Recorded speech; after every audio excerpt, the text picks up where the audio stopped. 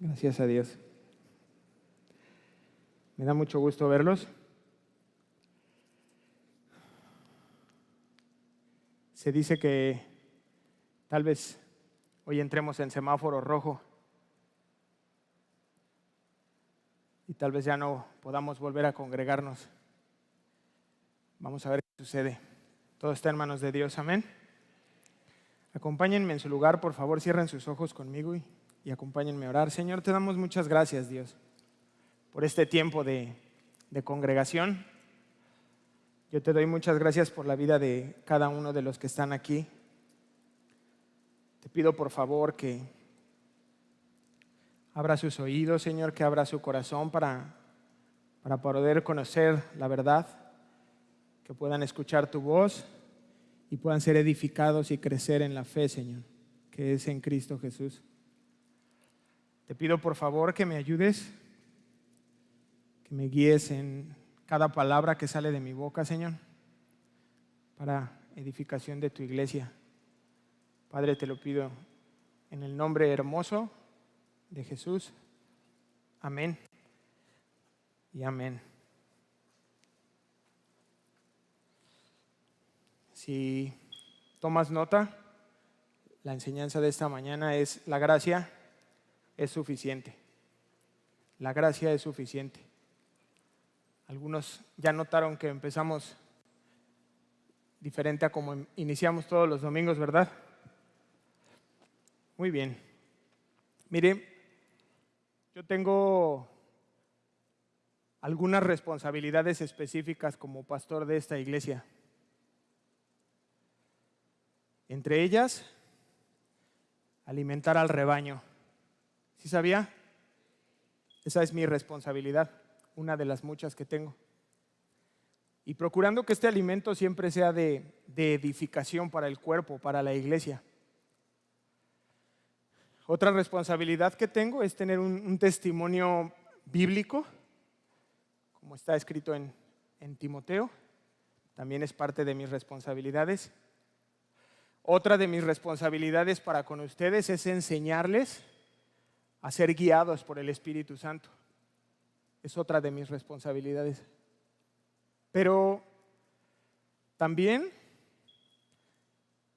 otra de mis responsabilidades es cuidar al rebaño de falsas doctrinas,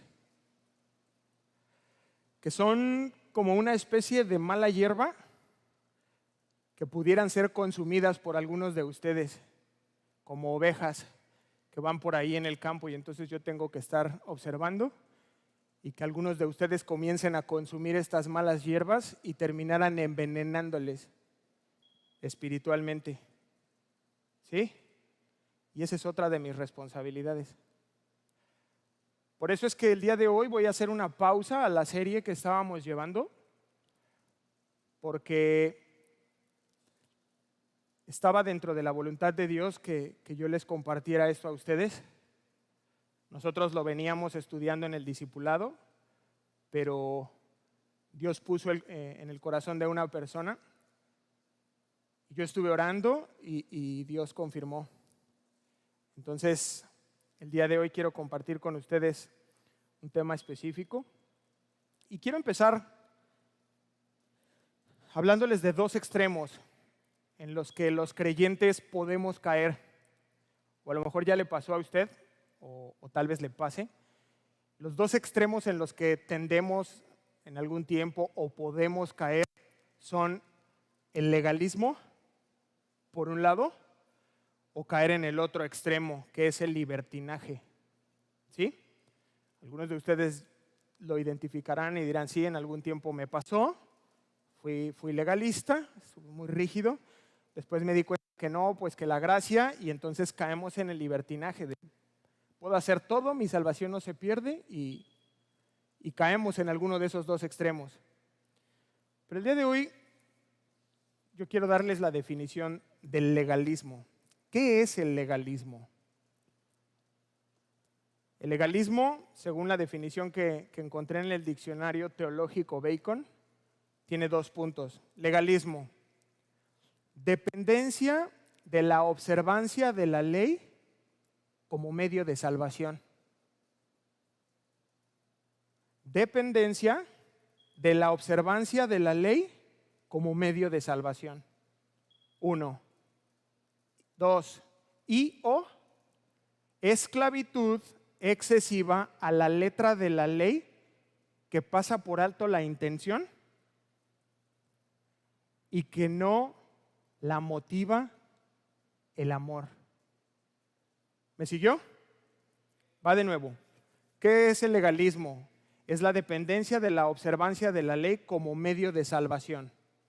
Y o esclavitud excesiva a la letra de la ley que pasa por alto su intención. ¿Cuál es su intención? Yo les voy a leer Romanos 7:7. Dice, ¿qué diremos pues?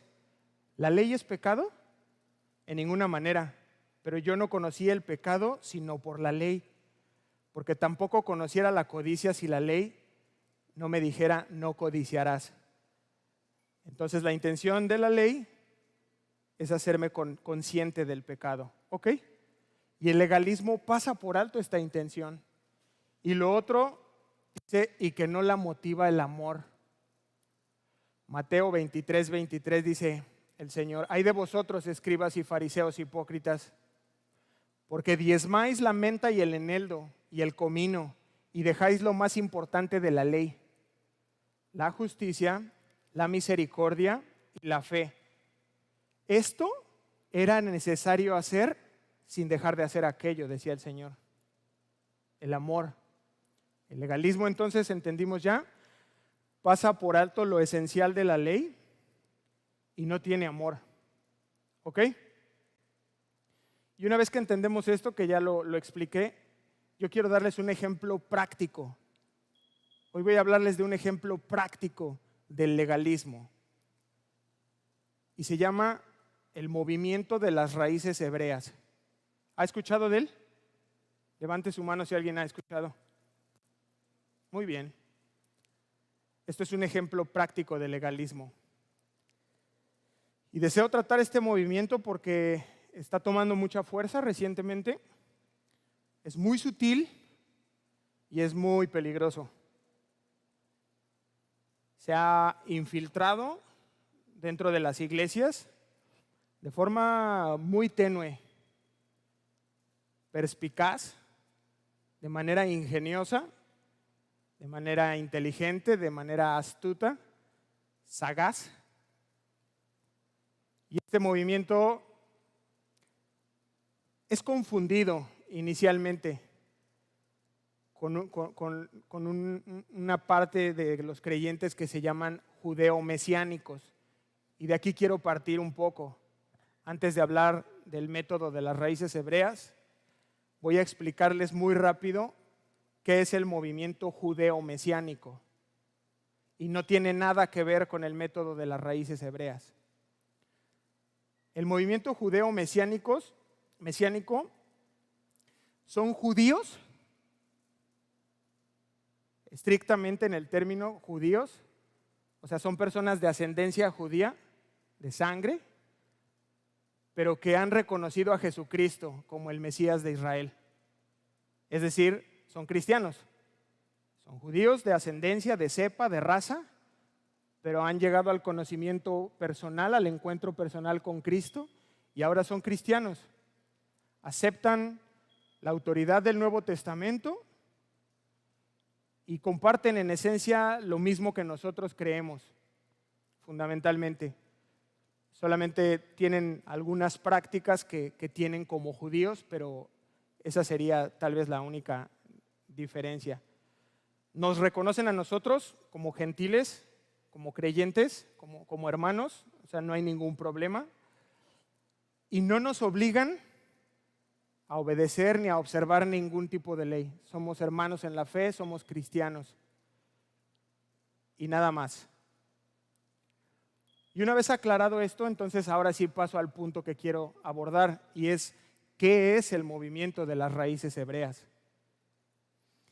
A diferencia de los judíos mesiánicos, esto se trata de una manifestación de origen diverso, pero prácticamente son gentiles que eran cristianos y ahora han iniciado este movimiento. Hay un estudioso del movimiento de las raíces hebreas que se llama Rubén Gómez, y él nos dice que empezó a tomar mucha fuerza a partir de los años 80 y 90 y empezó a infiltrarse en las iglesias. Este método como tal no tiene una estructura como eclesiástica, está más bien compuesto por personas muy heterogéneo, muy diferentes cada uno de ellos, está muy mezclado. Y lo único que sí es como que tienen una lealtad al autoproclamado maestro o rabino, eso sí es muy claro. Pero la premisa fundamental de este método de las raíces hebreas, síganme con mucho cuidado y préstenme toda su atención. Lo que ellos aseguran es que la iglesia cristiana se desvió. Se desvió de las verdaderas enseñanzas y de los conceptos hebreos de la Biblia. Entiéndase, el Antiguo Testamento específicamente. Y entonces esto hace que ellos tengan un énfasis muy fuerte y muy particular en recuperar el judaísmo. No sé si me están siguiendo. Específicamente, ellos son muy enfáticos en la observancia y el llevar adelante en tu vida contemporánea las ordenanzas del pacto mosaico. Esto es central en la vida de ellos, es elemental. Y por esto se aferran a estos principios. Y entonces ellos argumentan que con la muerte de Cristo no se le pone fin al pacto mosaico, sino que al contrario, dicen ellos, se renueva ese pacto y se amplía el mensaje, dicen ellos. Y lo escribió en los corazones de sus verdaderos seguidores. Y yo les pregunto, ¿qué dice la Biblia al respecto? ¿Qué dice la Biblia al respecto? Mire, en los primeros días de la iglesia, gracias a Dios, lo hemos estudiado, estamos en el libro de los Hechos, entonces pues nosotros lo tenemos muy fresco. Y en los primeros días de la iglesia, cuando comienza a mezclarse la parte judía con los cristianos, muchos continuaban observando la ley. Y se conoce eso como legalismo, ya lo vimos. Al extenderse el evangelio y llegar hasta los gentiles, estos judíos trataban de imponerle estas prácticas a las personas y les llamamos y les conocemos judaizantes. ¿Sí está conmigo? Tratan de imponerles las convicciones de los judíos. Y entonces estas circunstancias preparan un conflicto. ¿Ya está conmigo más o menos dónde? En el libro de los Hechos. Se da este conflicto y entonces se hace el primer concilio. ¿Sí? Y ahí queda resuelto este tema en Jerusalén. Y queda muy claro, hay un rechazo de parte de la iglesia hacia el legalismo. Pero ahí no terminó el problema. El conflicto continuó a lo largo de la historia y continúa hasta el día de hoy. Vaya conmigo a Hechos 15:6, por favor.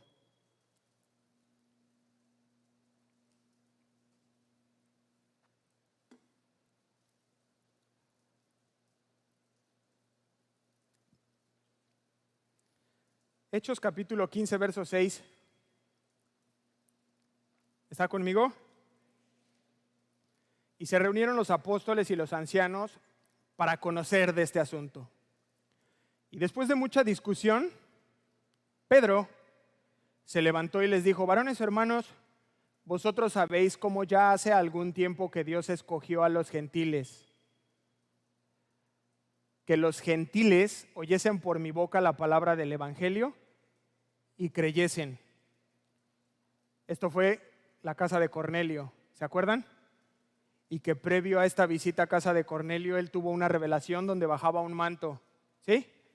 Verso 8, y Dios, que conoce los corazones, les dio testimonio dándoles el Espíritu Santo, lo mismo que a nosotros. Versículo 9, y ninguna diferencia hizo entre nosotros y ellos, purificando por la circuncisión. ¿Dice eso? Purificando por cuidarse de no comer alimentos impuros. ¿No? ¿Qué dice mi Biblia? Purificando por guardar el sábado. ¿Por qué fue? ¿En dónde? En sus corazones. No por observar la ley, no por hacer nada. Es por gracia, solamente. Versículo 10. Ahora pues, fíjese esto qué fuerte. ¿Por qué tentáis a Dios? ¿Alguien de aquí quiere tentar a Dios? La traducción del lenguaje actual dice, ¿por qué quieren ir en contra de lo que Dios ha dicho?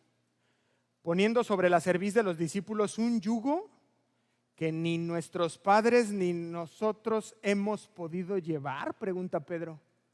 Versículo 11, antes creemos que por la gracia del Señor Jesucristo, gracia, seremos salvos de igual modo que ellos.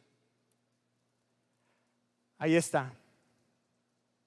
Creo que es claro, creo que hasta aquí podríamos quedarnos. Pero ¿sabe qué? Estas personas insisten en que los creyentes deben guardar la Torá. La Torá son los primeros 5 libros de la Biblia. Es también conocido como el Pentateuco. Es Génesis, es Éxodo, Levítico, Números y Deuteronomio.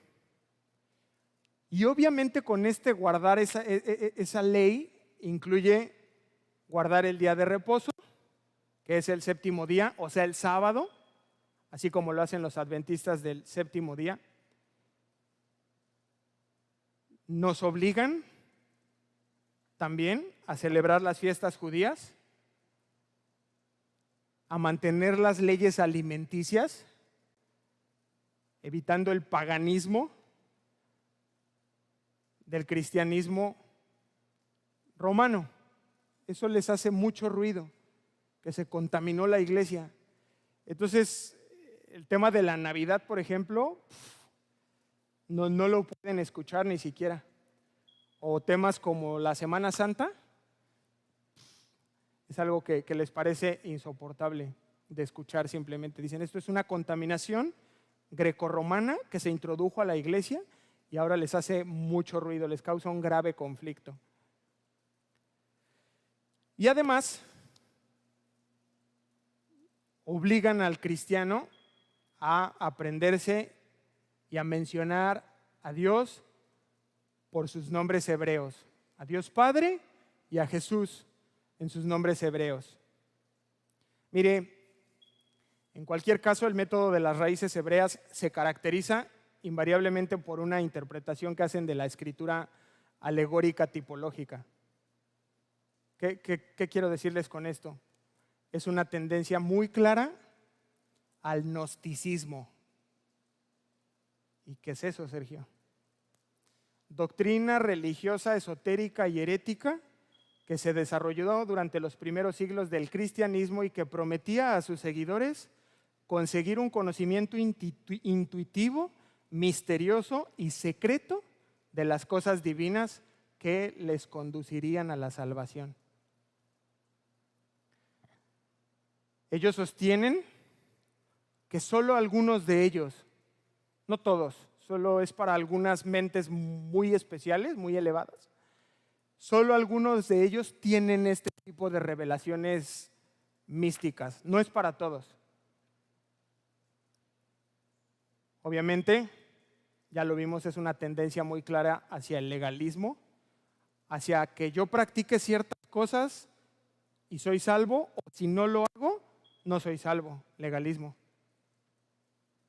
Legalismo y judaizantes. Guarda el sábado. No comas eso, eso es impuro. Esto sí se puede, esto es puro, esto es impuro. Aunque paradójicamente o irónicamente, no son judíos. No son judíos tratando de judaizar a la gente. Son gentiles tratando de judaizar. ¿No le parece un poco extraño? A mí sí, muy evidentemente claro el error. En resumen, los judíos mesiánicos son verdaderos judíos que ahora creen en Jesús como el Mesías, pero antes practicaban el judaísmo. No obligaban a nadie, ni obligan a nadie ahora que han creído. Pero los judaizantes del método de las raíces hebreas son gentiles que creían en Jesús y que ahora están tratando de judaizar a la iglesia, a los gentiles. ¿Se está entendiendo algo? Son avisos, hermanos, y son para todos. Como cuando vas manejando y ves la luz ámbar, si la ignoras, te lo vas a comer y después te vas a ver envenenado. Tienes que estar alerta. O cuando vas en la carretera y dice curva, la ignoro, 180, bye. ¿Cómo debemos responder? ¿Sí? Dios es hermoso y no nos deja ahí, nos equipa, nos enseña, nos da las advertencias, pero también nos equipa. ¿Cómo debemos responder entonces los cristianos al método de las raíces hebreas? A continuación voy a tratar de exponer y de refutar, objetar el error. Muy atentos. Es importante verlo y entenderlo porque son herejías, este método de las raíces hebreas. Y para que pueda ser mucho más claro, voy a tomar la figura de un iceberg. ¿Saben qué es un iceberg? ¿Sí? Es una estructura de hielo que desde arriba yo veo una parte, pero luego está el agua y debajo del agua hay algo que es invisible. Entonces yo lo voy a abordar de esos dos puntos.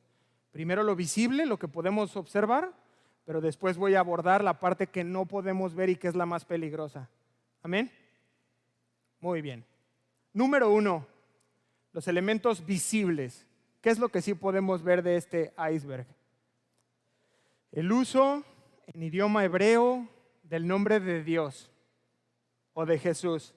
Mire, esta es la principal carnada que usa este movimiento para atrapar a los incautos, a los distraídos, a los que se duermen los domingos. Y el razonamiento que utilizan es el siguiente. Te dicen, mira, en la vida real, un nombre se mantiene en su idioma original y no se cambia. Y cambiarlo o traducir el nombre es alterar la identidad de la persona. Por lo tanto, si el nombre original de Dios Padre, de Dios Hijo o de Dios Espíritu Santo es traducido, estás desvirtuando su identidad. Y por lo tanto estás nombrando o adorando a otros dioses. Eres un idólatra. Y ya se queda el cristiano fundido. Por lo tanto, ellos usan el nombre de Yahshua para dirigirse a Jesús y de Yahvé o Yahweh para dirigirse a Dios Padre, como el Dios eterno. Estos nombres les llaman ellos o son conocidos como Kadosh, que significa santos, nombres santos.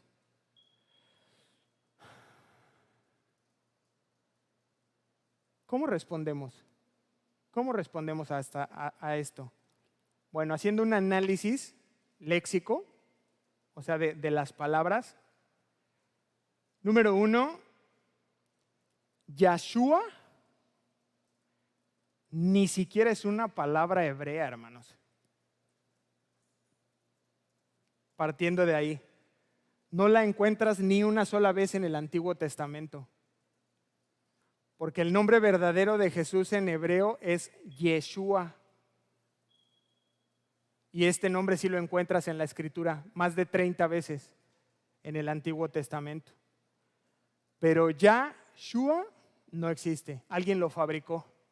Y se ha extendido dentro del medio y ya la gente, les digo, se lo comen como sin cuestionar nada. Y exactamente lo mismo ocurre con Yahvé o Yahweh, que por cierto es correcto usar ese nombre, lo encontramos en la Biblia.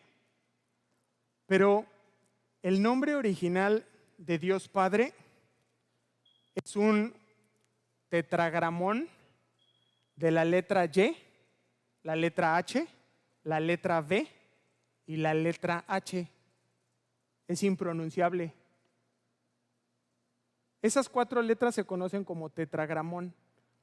Y al ser impronunciable, los mismos hebreos lo que hicieron es que tomaron el nombre Adonai, que es otro nombre de Dios, e introducen las vocales y queda Yahweh o Yahvé. Y ese es el nombre de Dios Padre. Incluso si tú lo ocupas, está bien, te estás dirigiendo a Dios. Pero más allá de todo esto, sabemos que estás hablando o que están hablando del gran yo soy. Amén. Cuando tú te diriges a Padre, Dios, Señor, el gran yo soy, Dios de Abraham, Dios de Isaac, Dios de Jacob, eso es lo esencialmente importante. Por eso es que me parece absurdo que argumenten que estamos contaminando por los textos grecorromanos el nombre de Yahshua o Yahweh. Porque de hecho de ahí derivan Yahshua. El original es Yeshua, pero toman de Yahweh, Yahshua, y le llaman así también a Jesús.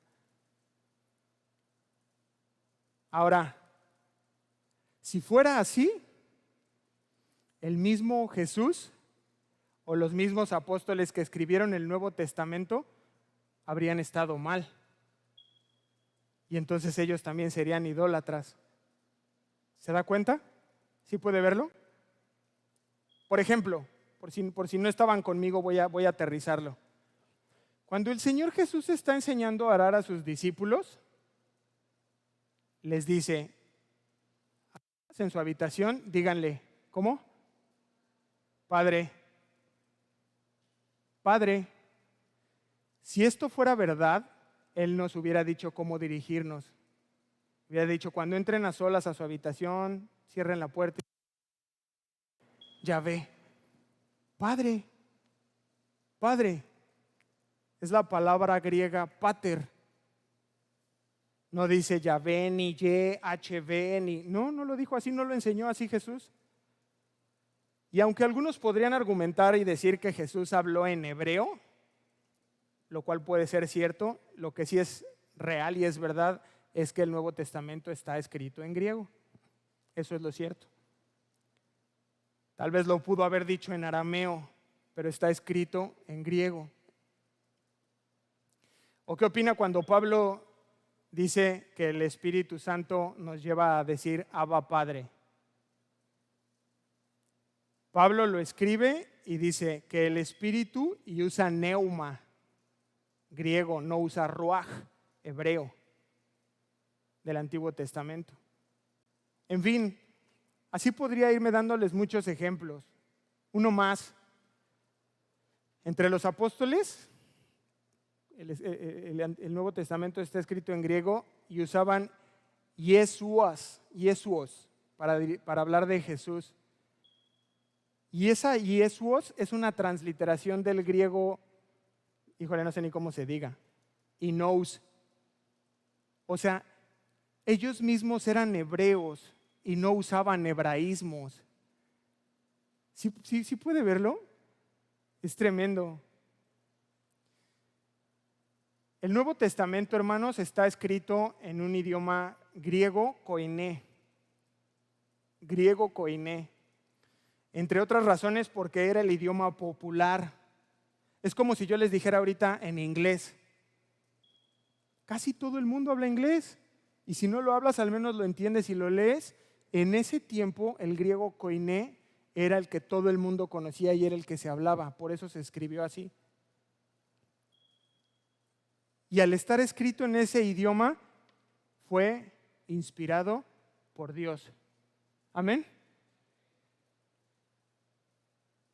Hebreo, griego, arameo, son los 3 idiomas en los que encontramos la escritura. Pero, sin importar el idioma, sabemos de quién estamos hablando. ¿Ok? Decir que mencionar a Jesús o a Jehová en castellano es idolátrico, no se me hace correcto. Me parece un argumento bastante infantil y sin fundamento. Voy a dar una cita como ejemplo. Si yo me refiero a Martín Lutero, ¿ustedes saben de quién estoy hablando? ¿Sí? Y si se los digo en su original alemán, él era alemán, Martín Luther, ¿saben de quién les hablo? ¿Sí? Bueno, por si no te queda claro, si les hablo de Nueva York, ¿saben de qué les hablo? Y si les digo New York, uno está en español y uno está en inglés, ¿estoy hablando de cosas diferentes? Todavía no me queda claro, Sergio. Bueno, si les digo Alemania, ¿en qué piensan? En un país. Ok, ahora se los voy a decir en su idioma original, que es alemán. Deutschland. Deutschland. Alemania, Deutschland, ¿son diferentes? Solo el habla. El país es el mismo. Geográficamente está ubicado exactamente en el mismo lugar. Cambiar de idioma no cambia el significado de las cosas. Y si tú te refieres a Jesús en español, Yeshua en hebreo, Yeshua en cantonés, Isaí en árabe, Isa en árabe, su nombre en cualquier idioma significa que el Señor es la salvación.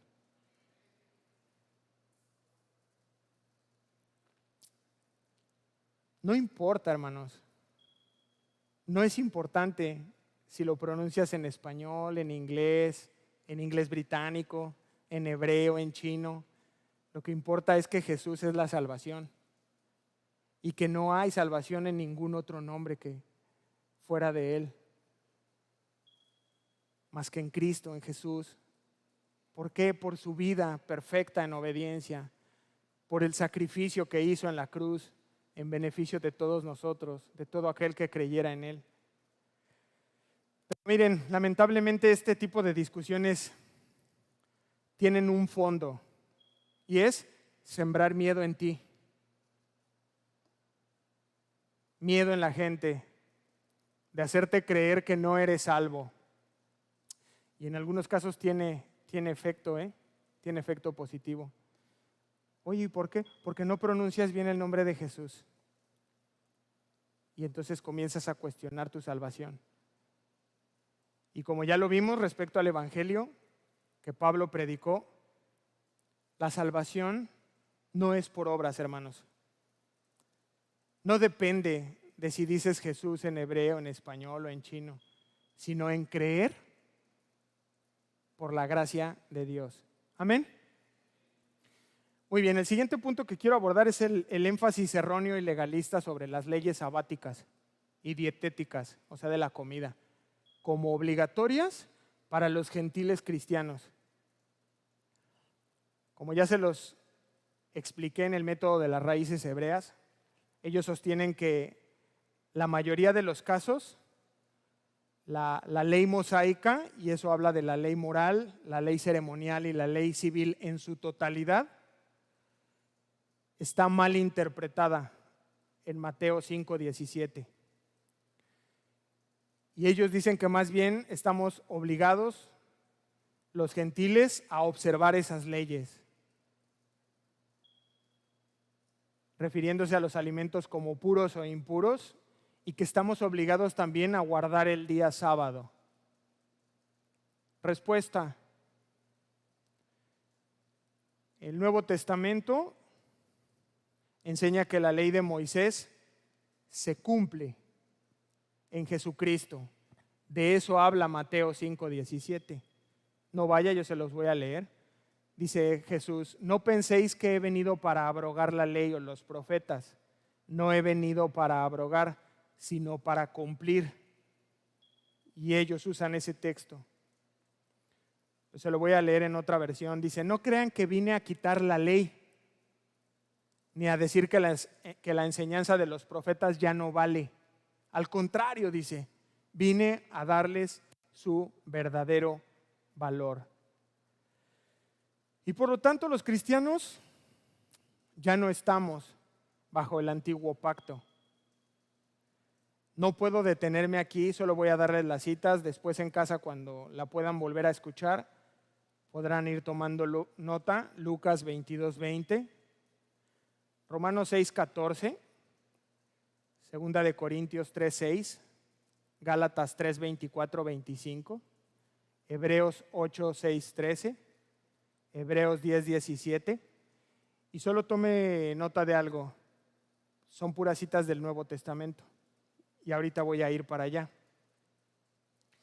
Las restricciones del Antiguo Testamento respecto a la comida y a guardar el sábado,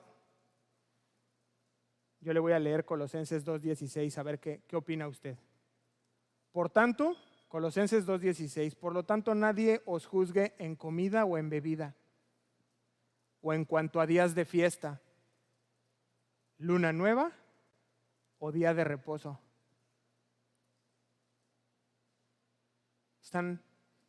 Está claro, me parece.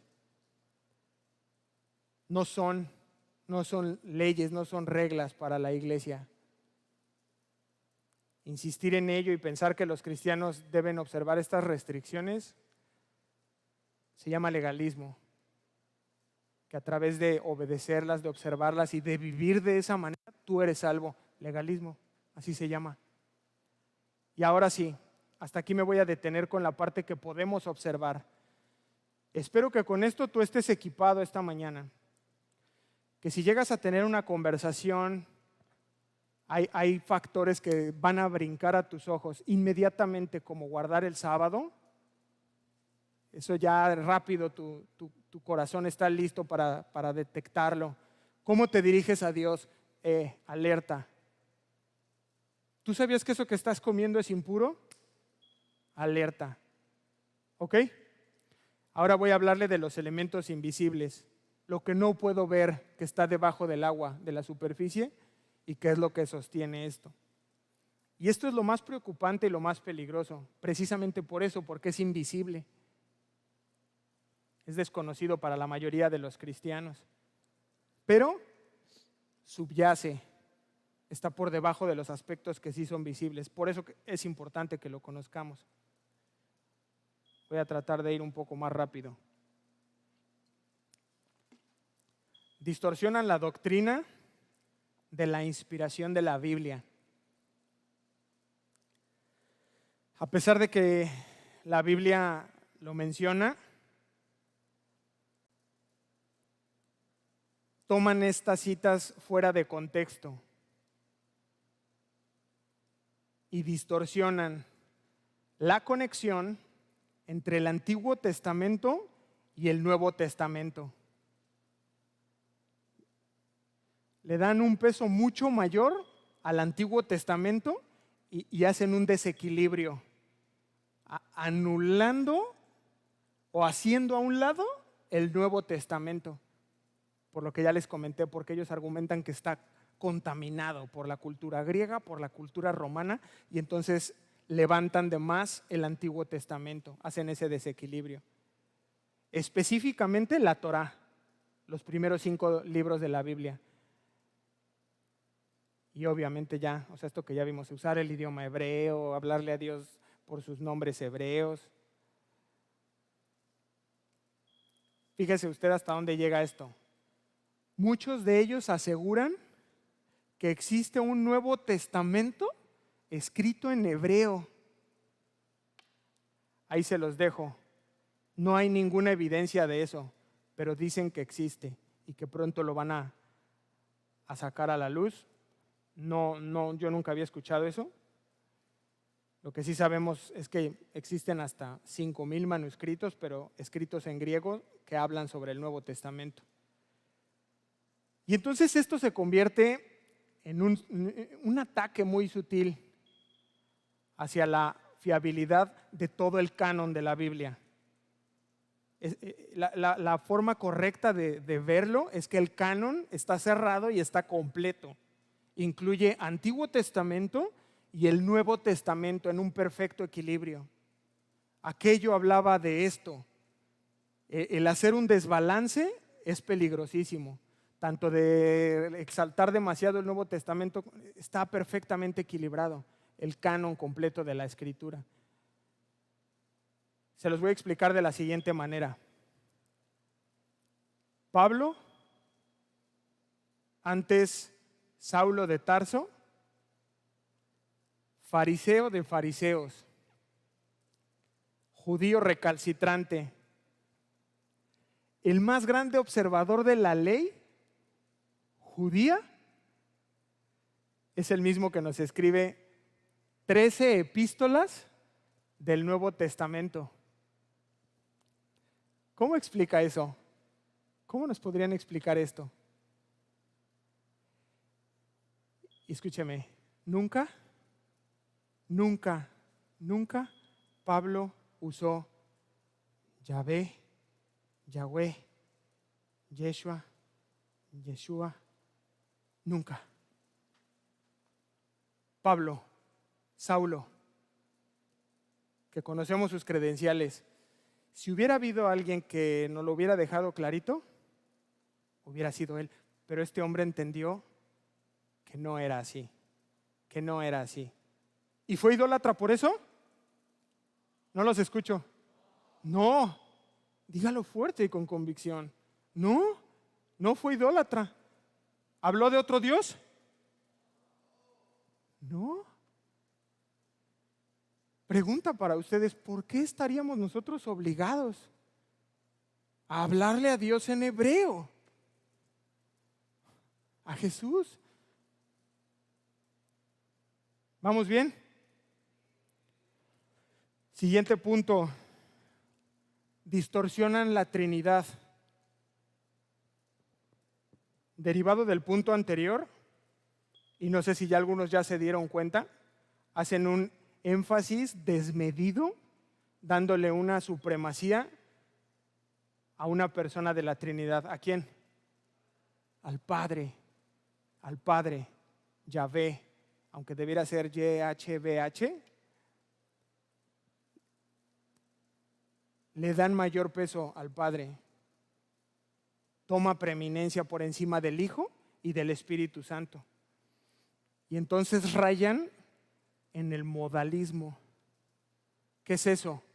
Es decir, que no creen en un solo Dios manifestado en tres personas, sino que Dios toma una personalidad diferente de vez en vez. Según el rol que tenga que jugar, ese Dios se vuelve Padre, o ese Dios se vuelve Jesús, o ese mismo Dios se vuelve Espíritu Santo, lo cual es herético.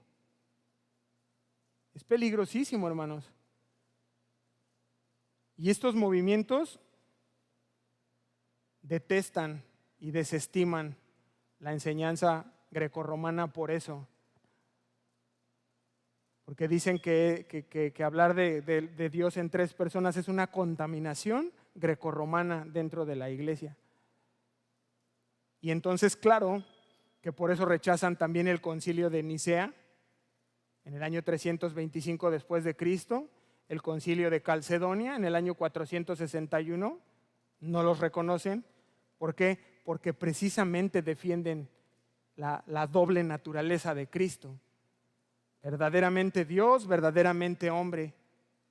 Y en estos concilios fue precisamente donde se aclaró y se expuso la Trinidad de Dios, perfectamente equilibrada: Dios Padre, Dios Hijo, Dios Espíritu Santo. Un solo Dios, tres personas. No un Dios que es como actor, que toma diferentes papeles. Siguiente punto: distorsión de Cristo y su evangelio.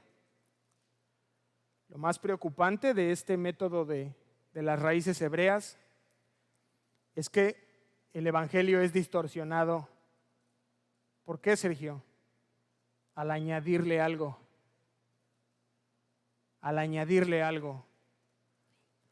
Y entonces lo que ocurre es que Cristo deja de ser el centro. Ya no es Jesucristo y la persona de Cristo el centro, sino que enfocan tu mirada, tu corazón en cosas marginales, en cosas circundantes, en cosas que están alrededor.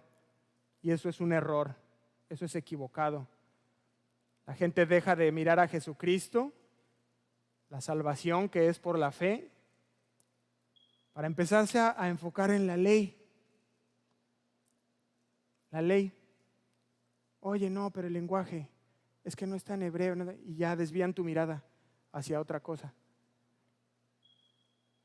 Y ya en la práctica, aunque aparentemente dicen y afirman que hay que hacer esto no como resultado de la esclavitud legalista, sino de un corazón que está lleno de amor y de obediencia, y tú se los puedes decir y no lo reconocen, el punto importante aquí es que esa enseñanza es errada y es herética.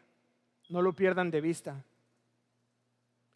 Consciente o inconscientemente ellos creen y aseguran que tú puedes agradar a Dios más si te congregas el sábado. Tú puedes ser más agradable a Dios si le hablas por su nombre en hebreo. Tú puedes agradar mucho más a Dios si comes ciertas cosas y te guardas de otras cosas. Kadosh, el que no se contamina. Si tú te apartas más, y esto denota un carácter de justicia propia. ¿Sí lo ven? Es que tú no lo entiendes porque comes de todo, ¿no? Pero yo que me he guardado, soy más puro que tú, le agrado más a Dios, pero no lo entiendes, es solo para algunos. Es otra característica del legalismo. Punto 4, y con esto termino. Sectarismo. Este movimiento tiene un proceder sectario. ¿Por qué, Sergio? ¿A qué te refieres? Son separatistas. Es típico, hermanos, de las sectas judaizantes. Debido a sus posturas tan radicales, tienden a separar, a dividir, obviamente, iglesias, familias, amistades, y es un rasgo de una secta. Pero ¿sabe qué es lo más triste? Que ni siquiera es posible llevarlas a cabalidad. No podemos. Nadie puede. Y sobre todo, no son bíblicas. O sea, sí en el antiguo pacto, pero no para los creyentes en todo el canon de la Biblia, en creyentes que creen también en el Nuevo Testamento.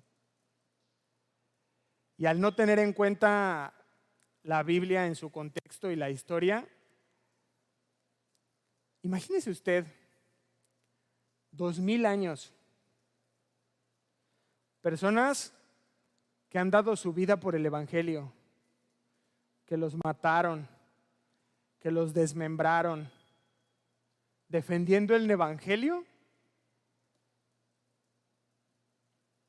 y que ahora ellos 2000 años después vienen a decirnos, yo ya lo vi, hermanos. Me pidieron ver un par de videos de estas exposiciones. ¿Y cómo llegaste tú a esta revelación? Obviamente antes te dicen, los caminos de Dios son más altos. O sea, tal vez no lo entiendas, ¿no? Digo, me anticipo para decírtelo, te dice el líder o pastor o no sé cómo se autoproclamen. Tal vez no me entiendas, tu mente a lo mejor no lo alcanza a ver, pero, y ya te lanzan ellos su 2000 años, y entonces resulta que Dios dejó escondrijos. Yo no lo creo. El Dios que yo conozco de la Biblia es un Dios de verdad, de claridad, que no habría esperado 2000 años para dejar ahí entre algunos versículos algo escondido, que no habría esperado 2000 años para levantar algunas mentes iluminadas y que Él guardó la verdad hasta ahora. Yo veo más bien arrogancia, soberbia en este tipo de personas. La creencia de que hay una nueva revelación, una nueva comprensión de la Biblia, que esto es más importante que 2000 años de historia. Me parece más bien que queda expuesto el espíritu que está detrás de este movimiento que ataca a la iglesia. Es un espíritu de orgullo. Caracteriza a estas personas. Son personas orgullosas, que tú platicas un poco y tú te das cuenta de esa arrogancia, de esa suficiencia. Altivos, tienen ciertas ínfulas, pues porque yo no alcanzo a entenderlos, ¿no? No me da. Mi corazón, mi espíritu, mi mente no me da. Y entonces es gente vanidosa, petulante, arrogante, soberbios. Conclusión, hermanos. A diferencia de lo que afirma el método de las raíces hebreas, las enseñanzas del apóstol Pablo en el Nuevo Testamento son perfectamente claras y se explican a sí mismo, que es una ley de la Escritura. No tienes tú que meterle nada, la Biblia se explica con la Biblia. Tal como dice Colosenses 2, 16, 17. Vaya conmigo, por favor.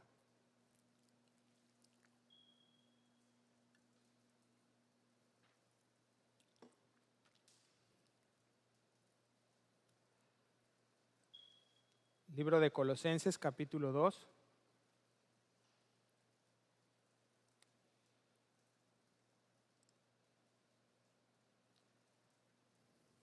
¿Ya está?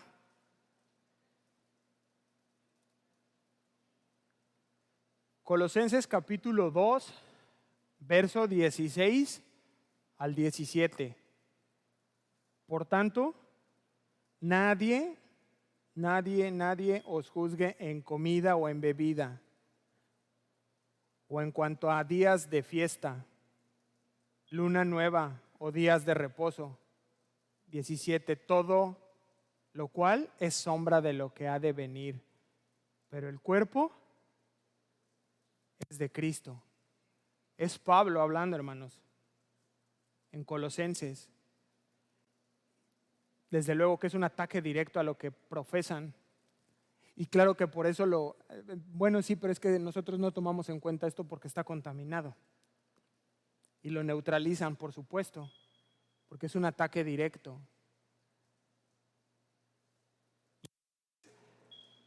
Comida, bebida, días de fiesta, luna nueva, día de reposo, todo eso era la ley. ¿Y apuntaba a quién? A Cristo. Y la ley se cumplió en Cristo. Y entonces fíjese, todo lo cual era sombra. Hay una sombra aquí que se refleja.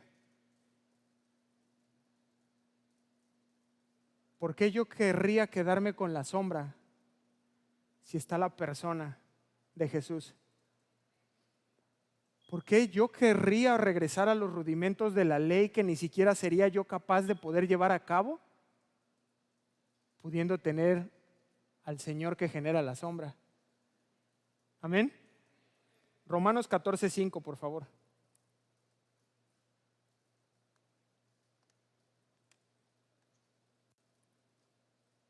También, Nuevo Testamento. No te escucho.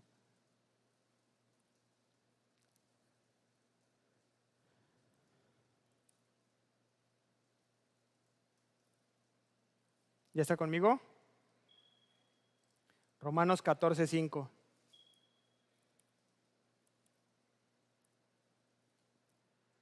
Uno hace diferencia entre día y día.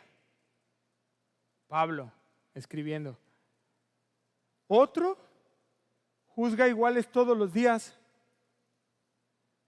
Cierra su idea diciendo, cada uno esté plenamente convencido en su propia mente. Estos versículos y muchos más, ya les di algunos, nos dan una clara evidencia de que las leyes y las ordenanzas del pacto mosaico han terminado. Han terminado para los creyentes del nuevo pacto, del Nuevo Testamento. Ay, sí, Sergio, eso dices tú porque te conviene. A ver, Pedro, lo estudiamos. Si una mente fue choqueada, si un corazón fue colapsado, fue Pedro. En aquella azotea, cuando tuvo esa revelación, él era judío de cepa. Él desde niño fue cuidado en lo que comía. Si alguien le pegó esta realidad, esta nueva realidad que Dios nos dejó en el nuevo pacto, fue a Pedro. ¿Y luchó? Dijo, esto es de Dios y lo voy a obedecer. Y fue y comió con Cornelio. Es claro, hermanos. En ningún lugar de la Biblia, encontramos que los creyentes gentiles sean instruidos a seguir la ley levítica. En ninguno. Por favor, búsquelo. Si usted me lo enseña, yo lo enseño desde aquí. Uno solo, en donde instruyan a los gentiles a seguir la ley levítica. Pero claro, ellos argumentan que se ha enseñado un paradigma, le llaman ellos. Y además utilizan Gálatas, que es un libro que ataca directamente esta parte. Pero yo, dice él, iluminado, les voy a enseñar otro paradigma de Gálatas que nadie sabe, que nadie había descubierto en 2000 años, pero yo se los voy a enseñar, dice este hombre. Qué tremendo. No hay, hermanos, no hay ni una sola cita en el Nuevo Testamento en donde se le instruya a un gentil a seguir la ley levítica o alguna costumbre judía. Ninguna. Toda la Biblia es inspirada por Dios. Alguien diga amén. No solo partes de la Biblia, no solo el Antiguo Testamento, porque estuvo escrito en tal o cual idioma. Toda la Biblia, toda es inspirada por Dios. Dios es uno, manifestado en 3 personas, y el evangelio que conocimos, que predicamos y que enseñamos es por gracia. No hay nada que yo pueda hacer, hermanos. Yo no pude, no podemos y nunca podremos hacer nada para alcanzar la salvación. Aunque no comas puerco, aunque te congregues los sábados, aunque le llames a Dios YHBH, eso no te da salvación. Amén. La influencia de este movimiento, como ya lo dije, ha entrado a nuestras iglesias y hay que tener mucho cuidado, hermanos. El corazón del evangelio ha sido, es y será atacado con mucha sutileza.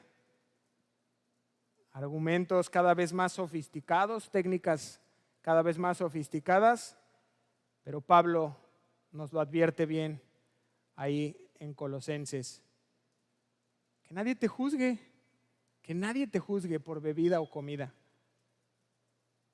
o en cuanto a días de fiesta, lunas, día de reposo.